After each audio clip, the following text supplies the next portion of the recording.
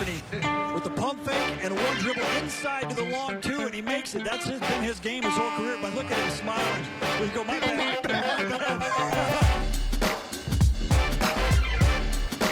The long two.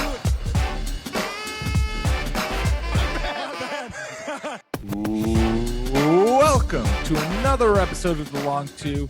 I am Pete Rogers. He is Natty Wallach, and we are a Carmelo Stanthony podcast, but occasionally talk fantasy basketball. And Natty, how you doing today?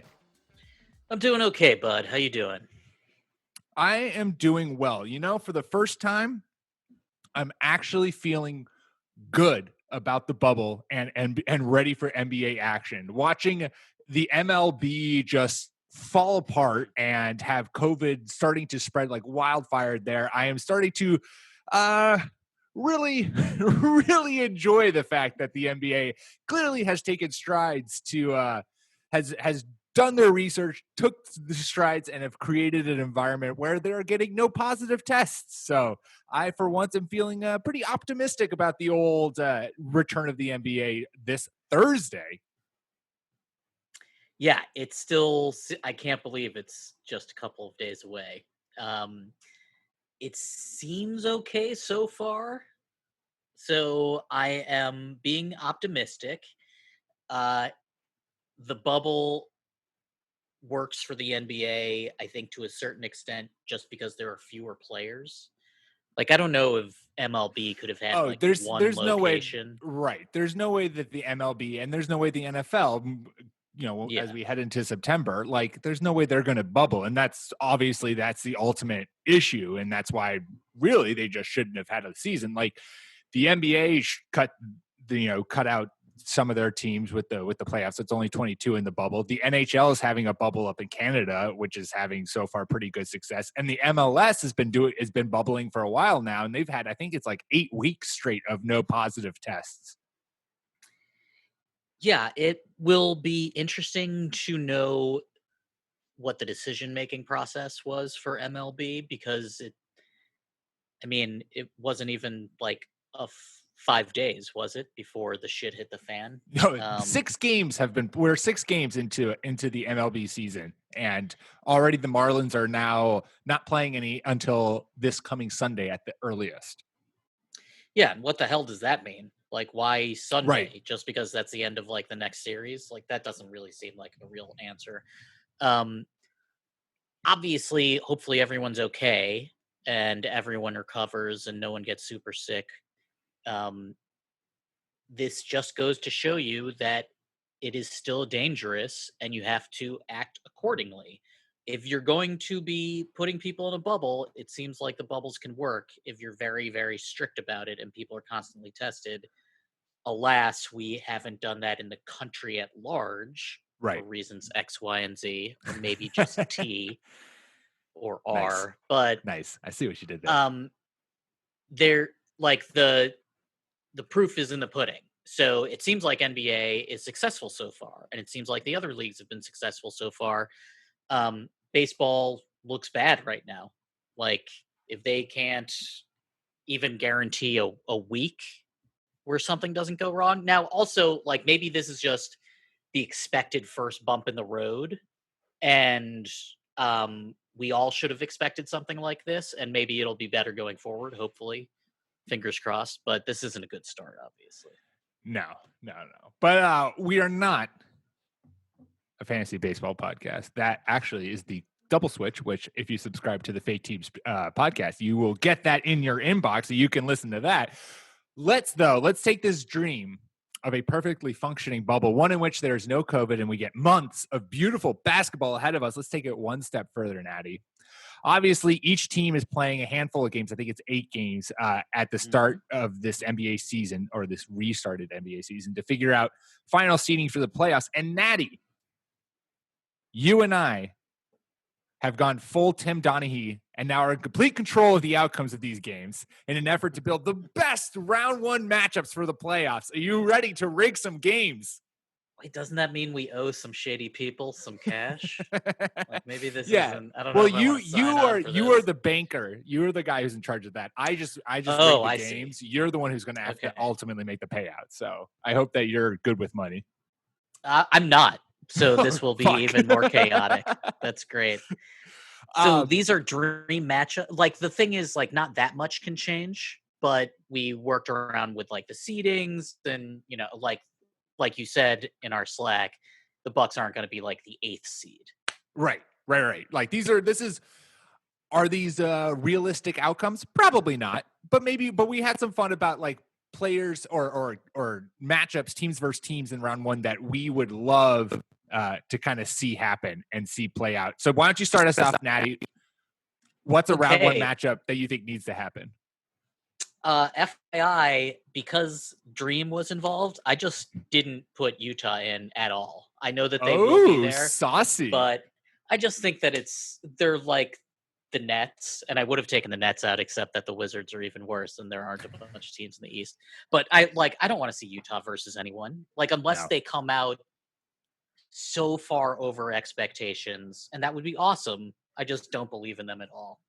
So I think my number one dream scenario for first round is OKC versus the Houston Rockets. Nice. All of the storylines, yep, the different ways that they're playing. One team gave up on rebounds. The other team is 3 guards. One team sort of likes to play slow. The other team likes to play incredibly slow, unless it's on a fast break and Sergeant Russell Westbrook is going warp speed. There's a point to be made that maybe Houston's small lineup could sort of do well against OKC's also kind of small optimal lineup, but Steven Adams is there. I mean, Chris Paul would be on a revenge tour, I think, for the entire series. Westbrook, I don't think gets to play the revenge card because I don't think that trade would have happened without his giving him the okay. That's and fair. Also, this is Harden rested. Like he might just be absolutely on fire. And him versus Chris Paul will be super interesting. I just that's the number one. I think both those teams are dangerous, but in weird ways. So I'd like to see them matched up rather than against, like Clippers or Lakers. Yeah, no. And it's a super possible outcome. I mean, the Jazz drops even like 5 games, and now you've got the Thunder will have the 4th seed, Rockets got the 5th seed, and there's your round one matchup. This is a great one. I also had the Rockets in a dream matchup scenario, but it's the Rockets dropping down to the 7th seed and playing the Clippers because I think that neither of these teams have really an inside presence, which is perfect. The Clippers don't have the clear size advantage right off the bat, which then allows you to just be like, it's like the Rockets won't have a disadvantage just because they've gone to this small ball. It's like, let's just let Harden, Westbrook run, and Kawhi and PG try to shut them down, and then vice versa. Plus, Westbrook and Patrick Beverly are going to get in a fight at some point during this series, which I'm all here for. If Beverly gets to play, right? Like, aren't all of the That's Clippers true. guards out? Like Landry Shamit's out, I think. Sweet Lou's out. I thought Pat Bev was out, but maybe he's not. Montrezl Harrell is out, but I mean he's front court. But the Clippers are not as deep as I think people think they are. I think that I think both LA teams are a little bit more vulnerable than is readily apparent. Yeah. But yeah, no, I think the Rockets are going to be a really interesting one because if the Rockets, I don't know, I guess if the Rockets, they're at the 6th seed right now if everything holds true, which means they'd be going up against the Jazz if going up against the Nuggets if everything held true, which I don't think I think things will diddle around. My worry for the Rockets is I just don't want them to ultimately have a round one matchup against a team that clearly has the size advantage because I want to see the small ball. I want to see it at its highest level. Let's just run and see what happens as opposed to they're playing. I mean, if they do play the Nuggets, then it's just Jokic in the paint or it's, I don't know who else. If they Yeah, oh man, my boy Poval. I know. He's been lots of fun to watch. I guess the Nuggets would be the worst one, unless the Rockets like dropped somehow all the way down to the 8th seed and then had to play the Lakers. But it seems like with the Clippers at 2, if they then the Thunder at 5, I think the Jazz are going to drop. And we've talked about why. But they're also not the best matchup because I don't really want to see the Rockets go against Rudy Gobert. So I think the Thunder and the Clippers. The Thunder are a great one though because there are so many storylines there, and there's so much beef and fun revenge narratives, which is that's ultimately what you want in round 1. Yeah, and I also feel like the OKC crowd, like they're not going to hate on Westbrook. Like he gave them their all. Like Right. they'll respectfully boo him maybe, but like who hates Russell Westbrook? And You mean the CGI fans that are zoomed in? Right. Like there's no reason for anyone to be extremely pissed off except CP3. So like he has the drama narrative with him, I think, and Harden has the health, and Westbrook we just want to see him keep going. So, Right. like, all of the online fans, I think, will be excited about a series like this. Like, I don't think that there would be too many tough feelings, Nah, no, this would be a great series. Give me another series that you would a dream scenario for you. Okay, I want Lakers Pelicans. Yeah, okay. Zion's coming back. I mean, that's the only other series that really has sort of drama because of AD.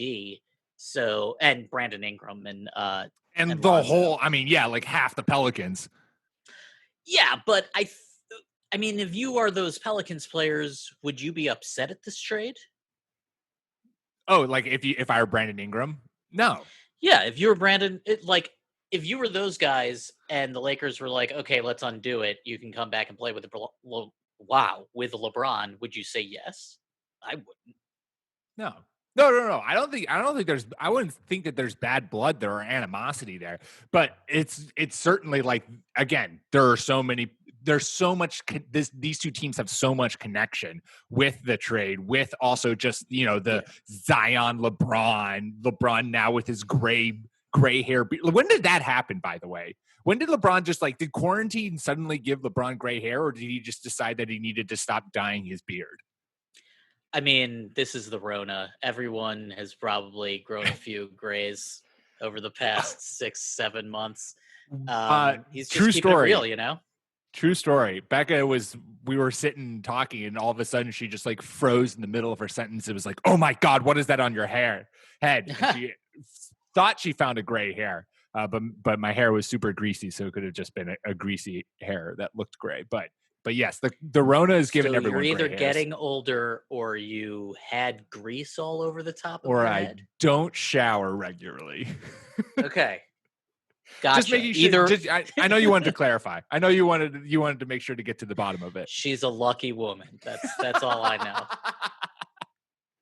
know. Well, this is 2 back-to-back, Natty, that we have similar guys. I also had the Lakers, obviously, as a dream matchup, but I didn't want to pick the Pelicans because I feel like that's a matchup that we, had talked at length about, and one that obviously is incredible.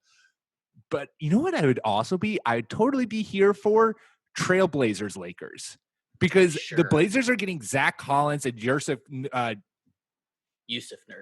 Yusuf so Nurkic back. I know that J throws me. Yusuf Nurkic. Plus Hassan Whiteside, which means they have the size to play with the Lakers, right? Oh, yeah. They're going to be able to easily go up against Dwight and AD and JaVale, and maybe, at least have the bodies to do that. And I don't think, who on the Lakers is guarding Dame and who on the Blazers is guarding LeBron. So I feel like this is just going to be buckets, just pure and utter buckets for, 6 games maybe, especially if Dame and CJ McCollum can get hot. So this is a series that I would love to see. Yeah, I had the Blazers going up against the Clippers, but it's for the exact same reasons. It's just like this matchup with either of the LA teams is great. Melo against LeBron, I think they'd call each Ugh. other. Like, Ugh. I think that, out of respect, because like Danny Green gets one of the guards, right? Right. Like he gets, if LeBron wanted Dame, I guess he would get him. So I mean, LeBron would probably play like, in crunch, like in the final 3 minutes of a close game, LeBron is like, sure, I've got this. I'm going to shut down Dame Lillard. right. And then Melo gets to sink a 3 in his face. And then Melo just, swag walks to the other side of the court. Slim Melo. I think CJ versus Danny Green is like sort of in cement for that one. Yeah. The front courts are fascinating because AD has a eye injury right now. The Blazers are suddenly super big with good rebounding, good blocking, a little bit of outside shooting from the front court, and a fully 110% Slim Melo with the pissed off Maestro Dame and CJ just all smiles. That team is so fucking dangerous to me. I really just think that they could be really, really, really good. But then you think to yourself, okay, yeah, but LeBron and Anthony Davis, right? Like, it's true. I don't know. And Danny Green. Danny Green has more rings than all these other motherfuckers combined. So it's a fair point. Fan point. Danny Green, collector of rings. Yeah, I don't know if the Trailblazers are but I agree with you. And last week we talked about the Mavericks as like a sneaky team that could, pull off an upset in round 1 and maybe make some noise in round 2. I think the Trailblazers, man, if you get like Dame Lillard in the playoffs is just fucking magic. Like he is so much fun to watch. And I think that if you got everyone at their peaks of the powers and they're getting like Collins and Nurkic back is huge for them. Like those guys didn't play at all this season, really. And now, so you've got a full healthy team ready to go. Like this, I hope that they make it in just so that we can see playoff basketball with the Trailblazers in there. And they're not going to beat the Lakers or Clippers. Like I really don't think so. But if they make it all the way up to like the 7th seed or 6th seed, like, who's to say that they can't get hot and make it to a second round? So this is why my dream scenario was Clippers Blazers, because I do think, devil's advocate, the Blazers could triumph over the Clippers if the Clippers are still thin. Like if the Clippers don't have their guards and they don't have much of a front court, right? Then why would they beat the Blazers if the Blazers are at 100%? Like Paul George and Kawhi have to somehow guard 3 people, and no one in the front. You don't think court they can do that? Will be Kawhi could do that. Kawhi can do that. That's true. Kawhi so somehow will cover Dame and point. CJ on the same possession, and like they'll turn it over. Point. Thank you. I'm full of good points. So, like, if Pat Bev, if Sweet Lou, if Landry Shamet don't come back, then the guards are Magruder and Arjax, I think. It's never good. And PG, but like he would be the wing. Right. It's never good when your starting guards sound like fake names. Magruder. Yeah, right. That's a bad SNL movie.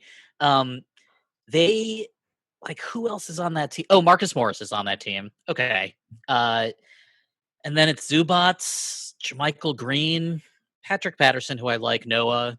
But like those, that feels like tape, like that doesn't really feel like that.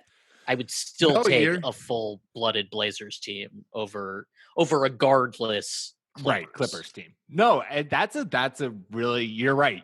That's a good one. You've convinced me that if the Trailblazers lock up the 7th seed, which entirely possible, that would be a hell of a series, and that could go to a game 7 where you're actually kind of like, oh shit, is this gonna happen? I could also see the Clippers dropping in the seeding just because they're waiting for dudes to come back and they know that they're in it, and Kawhi and PG-13 aren't worried. So maybe Doc Rivers is like, we don't give a shit if we lose all 8 games. We'll be here. Don't you fucking worry. Ooh, wouldn't that be saucy? What if the Clippers drop down to the 4 seed and you get like Clips Rockets or Dude, Clips? Yeah, or they try to play Utah somehow. Oh my God. If somehow the Clippers drop to like 3 seed or the 4 seed and the Jazz falls to the 6 or 7 seed, that would just wow. I mean, Well, we are Tim Donaghy right now. So we can make it happen, Natty. exactly. Long odds are what we're talking about on the long two. Because here's the incentive. This is such a strange setup that the teams that know that they're in it, they strangely don't really have a good reason to try their best. Totally. Like, are you going to play Giannis 40 minutes game? Of course not, dude. Like, you're going to play him fewer minutes than you did during the regular season because you don't care as much. Home court doesn't exist. You're in Orlando. Like, you're caring about the online fans, obviously, but Of course. There's a real incentive for the bottom teams to try as hard as they can and try to win all of the seeding games, and for the top teams to not really give a shit and to be a little bit leery. Which is just going to make this play the potential here for this playoff is you could have some really wonky matchups in round 1, which is just going to lead to a lot of excitement.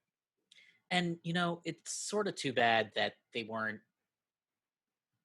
able to come to some compromise where okay, the East gets the Suns too. There's so many more teams in the West. They should really have tried to do something because the Wizards, like you said last week, no one's there, and the Nets are walking wounded. The East just seems. You're totally right. And when we were talking about this pre-show and we were kind of planning it out, I wanted to keep, like I said, keep it East versus East and all that kind of stuff. But then, when you look at it, you're 100% right. Where it's God, the East is just going to reseed, right? There's no way the Wizards are going to knock the Magic out. There's no way, even if the Nets fucking bomb, there's just no one else in the East to sneak into the playoffs. Whereas the West, man, you have a battle between the Grizzlies, Trailblazers, Pelicans for that 8th seed to make it in. You have the Kings, Spurs, and Suns all trying to do something fun. And it would just be so much better if you had just all right, sorry, Wizards, you're garbage, go home. And for this year, Kings, Spurs, Suns, you guys are now in the East. And let's fucking have the Nets, Magic, Kings, Spurs, Suns battle it out to get the 7th and 8th seed, because then you're going to have the Bucks versus Raptors, the Bucks and Raptors, whoever are the 1-2 seeds in the East, play the Nets or the Magic. It's just going to be that way. And that's just going to be such a boring round 1. Disagree with one of those possible outcomes, but yes. And I would also like to point out that the Nets have an incentive to lose. Oh, yeah. They have draft pick consequences. If they could somehow get out and Wizards get in, they would prefer that, I think. But, I mean, I don't think they're going to do that. But it's, the incentives are wacky. Teams are going to do what is smart for them. The Suns are a super fun team. A Suns versus Celtics series would be amazing to watch. It might not be that good, but it would be anyone. Yeah, the Suns versus anyone. Totally. Even if the Bucks kept the 1 seed and the Suns were the 8th seed, I'd watch the shit out of that. Because Rubio's still that he's everyone's sort of healthy. DeAndre we don't really going up against Giannis. I'll watch that. I'm here for this. Total. Oh, Michael Bridges was coming on. Fuck yeah. Fucking Aaron Baines. Obviously, Aaron Baines.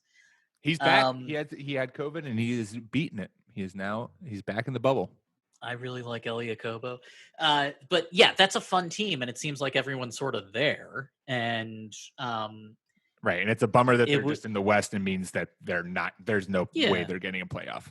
Yeah. So I really don't like how this was set up, but it's an impossible situation. So I'm gonna stop complaining about it. Sorry, it's West and East. All right, I do have. I know it's crazy. We only have so many pieces to really operate in the East, but I do have some dream scenarios in the East. But before we get to those, let's take a quick ad break. All right. So we've. Oh, and wait a second. We missed one series in the West. Oh, you have another series in the West? Oh, sure. And I assumed you Natty. would too. I mean, I just had a nice transition there coming out of the ad break, and it's been completely thwarted by you. So whatever, it's cool. I don't care. apologize for that. I wouldn't have done it except Dallas, Denver. So we talked about this on last week's podcast, and yes, I mean that would be absolutely incredible. Just creamy. That's so fucking nice. That is like a tiramisu right there. Cause like unicorn versus Jokic. Are you kidding me? Unicorn versus unicorn. Yeah, and then Bulls around, and fucking everything about the Mavs seems to have clicked, and everyone's having fun. And Luka's just the coolest, and Tim Hardaway Jr. is a solid player. Like that's a good, well-coached team. I don't think that they would beat Denver in a 7-game series, but I think it would be a fun series. So before we leave the West, then, if we're coming up, if we're going to try to get all of our favorite instances to occur, we're looking for Lakers 1 seed, Clippers 2 seed, Nuggets 3 seed. The Jazz make a plummet somehow out of the playoffs, even though they've clinched. Yeah, they Marlins position. Out of it, but somehow they're out. Then Thunder and Rockets are the 4-5 seed. Mavericks 6 seed. Trailblazers 7 seed, so they go up against the Clippers, and then Pelicans 8th seed against the Lakers. That would be every single one of those series would be much watch television. It's a sexual lineup. That is actually just fucking gorgeous. God damn it, Jazz. What are you doing here? Yeah, and it's all because their fucking stupid second half easy schedule of whatever. I like the Jazz. It's just that I don't think that they have any scoring. And when Bojan Bogdanovic seems like that big a part of your fucking team, that's not a great sign. Even though he's a good player and he helps every team he's on, it's just like, come on, man. All right, let's get to my absurd Eastern Conference where I try to create some sort of drama. It's just me trying to find a way to make one of the 2 seed, 3 or 1 seed, 2 seed games interesting. But sure. The Bucks, we've talked about this. You said it, like, are they going to play Giannis all 8 games? No, probably not. They don't really care. So let's say Raptors and Bucks switch. Bucks end up with the 2 seed. Sure. Who knows what in the Blue Blazes is going on with Victor Oladipo? But we know that Sabonis is out.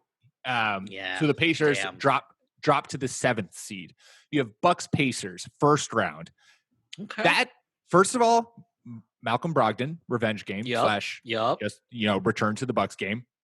And if Oladipo is playing or has been kind of like low key just getting into shape or getting basketball ready during those 8 games and comes into the playoffs ready to go, now you've got offense and now you've got some excitement, and now this is just a much more exciting matchup in my books than if the Bucks were going up against the Nets or the Magic.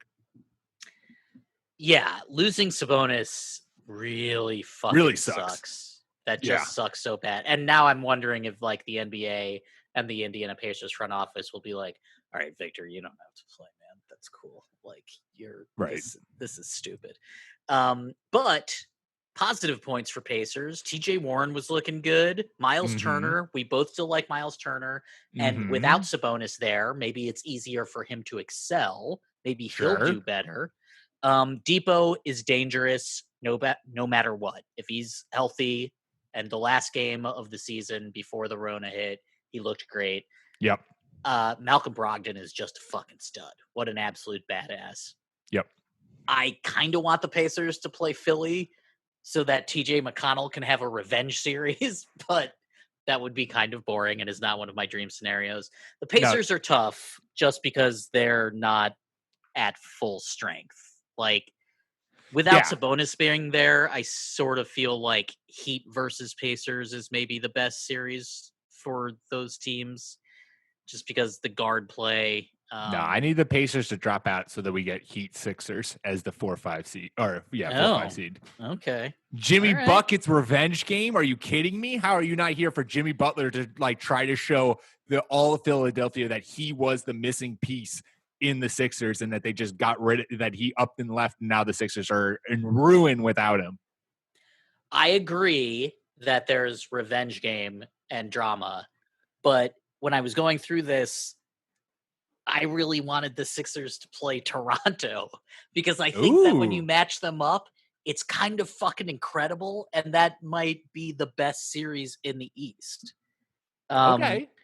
Like here's Toronto. So that's my dream scenario: is Raps versus Sixers. Here's the Raptors right now. Pascal fucking Siakam, obviously.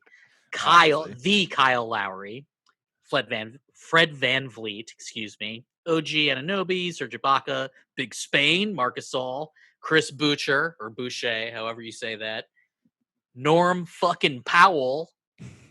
Let me remind you all. And then Philly's new lineup is Shake at point guard, Josh Richardson still there, Tobias, Ben Simmons, Embiid, Al Horford, Tybal, and Glenn Robinson III. I think those are two teams. Those are two good 7-8 man rotations. I think that would be a really, really, really good series. All right. I can get behind it. I can get behind Sixers Raptors, and plus you also get even more revenge game there since it was Kawhi hit the shot over Embiid. There Obviously, you go. Kawhi's not there anymore, but you always got to find revenge narratives in round one. Dude, yeah, and Kyle was there, and everybody else is. I mean, everyone else. Kawhi's the only one that left. They probably hate the No. Raptors more without him. So if the Sixers then drop, if you're having the Sixers drop to the 7th seed, does that mean the Magic are winning games? So I think Bucks Magic is probably the best first round series for the Bucks out of everything that could happen. Like the Bucks have so many games ahead of even if they don't try, they're just going to fall into a couple of wins and still keep the number 1 seed, I think. Right. If Jonathan Isaac is all the way back and healthy, all of a sudden that's a good that point. fucking Magic team looks pretty fucking sick. That's a good point. And let's not forget Fultz is there. I don't want to see Fultz. I want Magic Sixers now. Yeah, but I don't want to see Fultz go up against Philly because I feel like that's a lot more pressure for him. That shouldn't be there. But you want to see Fultz on like a big stage against like a big time opponent, and let's see you, Fultz. Let's see you break out right now. All right, dude, totally. Like at some point, if they're doing well, like let's say the Magic are going to steal game 2, like Giannis would go on Fultz if Fultz is on fire. Giannis will just take him. That would be incredible to fucking see. He could just hug him twice around with his big that's crazy. Also, Jonathan Isaac is sick. That young man is fucking really good at basketball. Yeah, no, I'm glad that the extent, like this is the perk of the extended season is that you get players who you wouldn't have seen because of injury or because of they missed time, and now they're able to come back and play. So in this dream scenario, does that mean the Nets finish with the 6th seed and we get a Celtics Nets first round? It does. Kyrie team versus Kyrie team. I planned it all. Let's go. Let's fucking go. Oh my God, I love it. Like it would be a sweep. Oh my God, it would be. It would be a sweep. Marcus Smart would do some crazy shit. Yeah. As a Celtics fan, I'll happily take it. Because maybe the Celtics and the Nets would all hug each other and be like, man, I get it. Like, you won't be here long. It's fine. We'll see you again on a different team. It's cool. Yeah, that's true. Maybe they'll do some recruiting.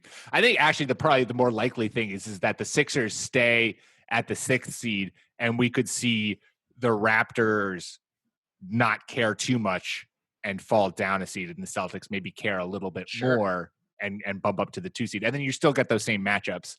But I just have a hard time seeing the Nets overtaking the Sixers. Oh yeah. Of course. I mean, this is just dream shit. Also, like Boston's, front court is the little.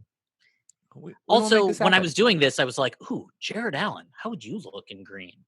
Oh my God, what would that look like? Do you know how long I, as a Celtics fan, have waited for just like a legit rim protector? I thought Rob Williams was going to be it. He has not quite played out.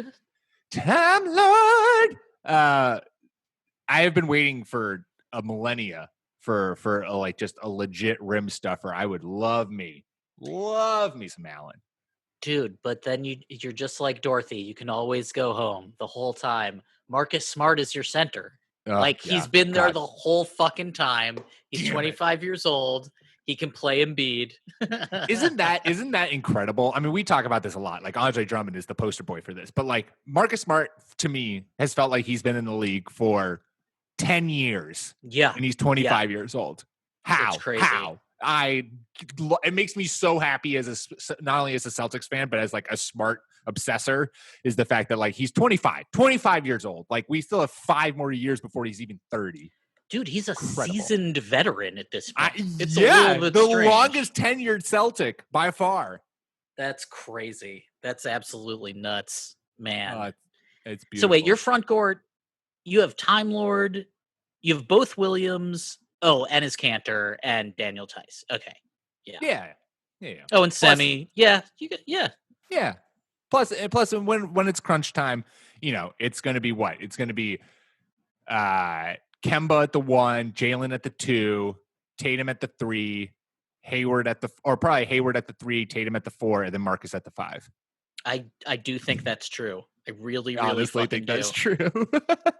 Which makes even me so happy. Like big teams, I still kind of feel like Marcus Smart will kind of like call a shot and be like, I don't care if you call me out. I'm fucking this guy up. Oh yeah. Oh my God. I can't wait. Well, I think we have found the perfect seeding for both the East and the West now. East is a little bit easier just because of the lack of options. I mean, no one wants to see the Wizards do anything because no one is there that matters, even though we like Rui Hachimura.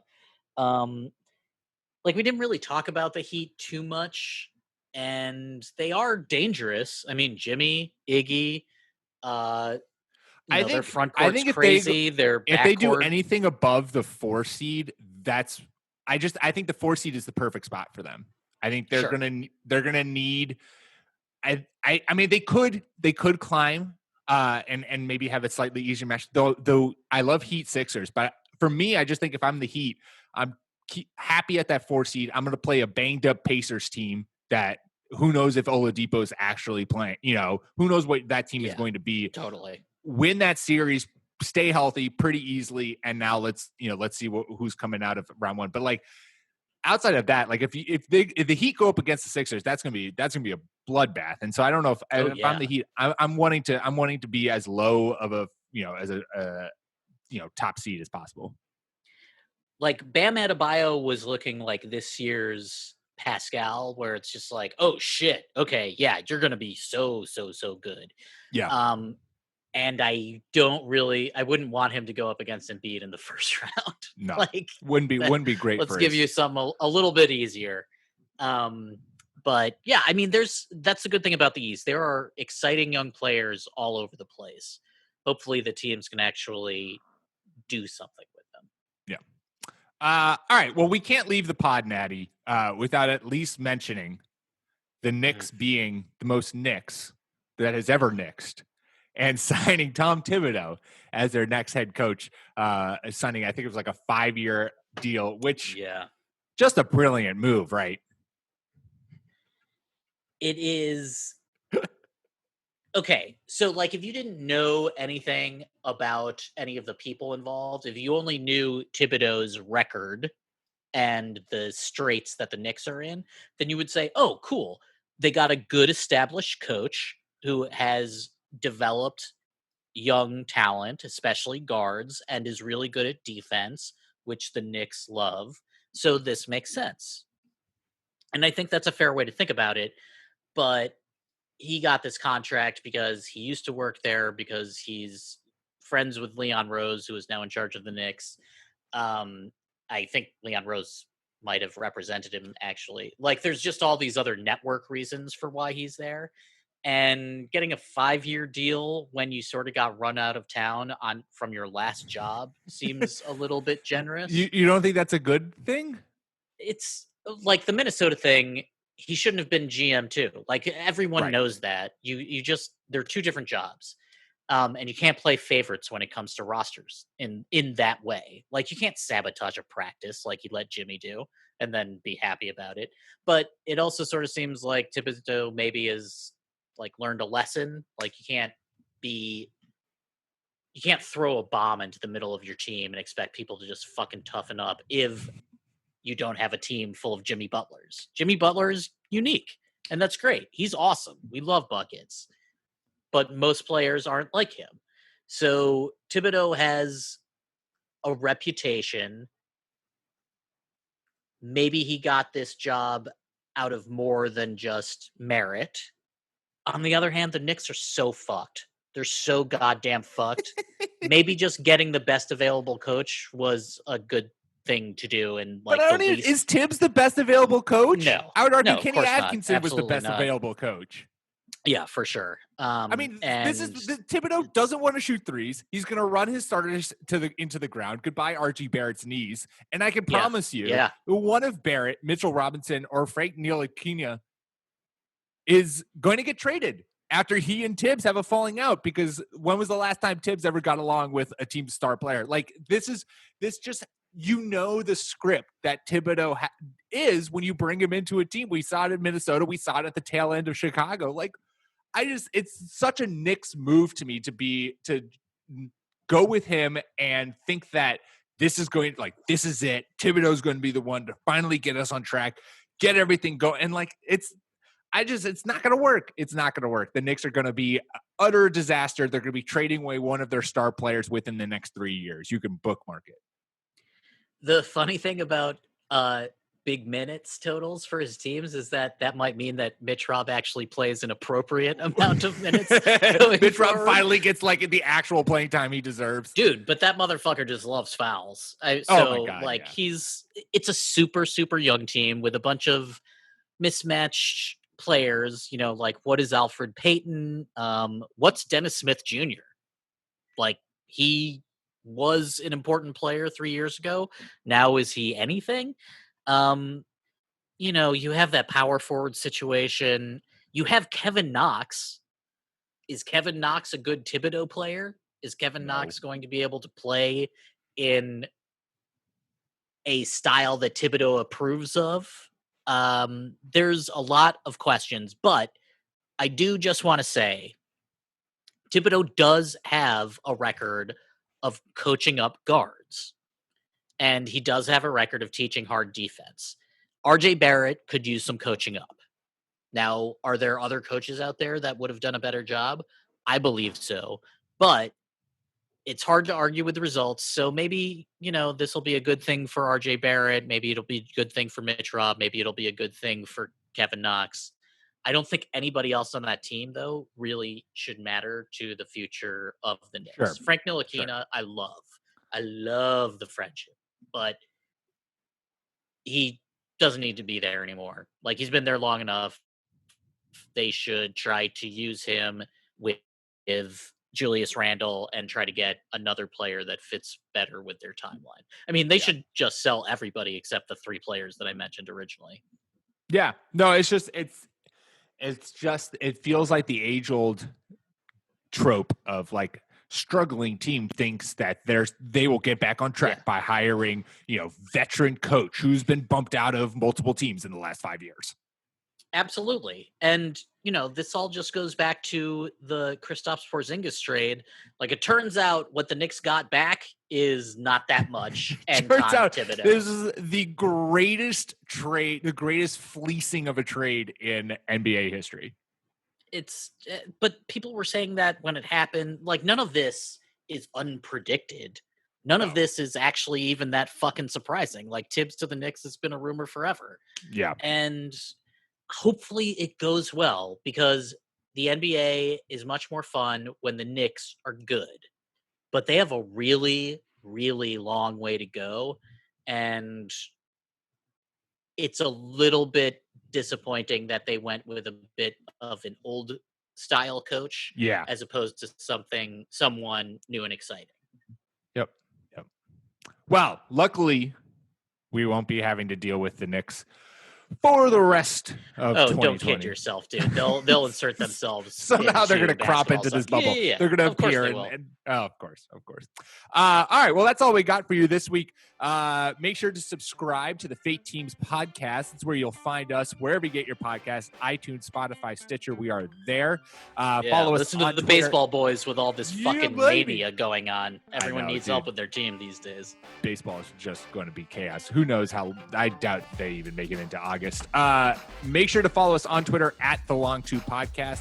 Hit us up with any kind of questions or general thoughts that you've got, or hit us up with your dream NBA playoff scenarios. And Natty, until next week, have a good one. Stay safe, buddy. Be well, everybody.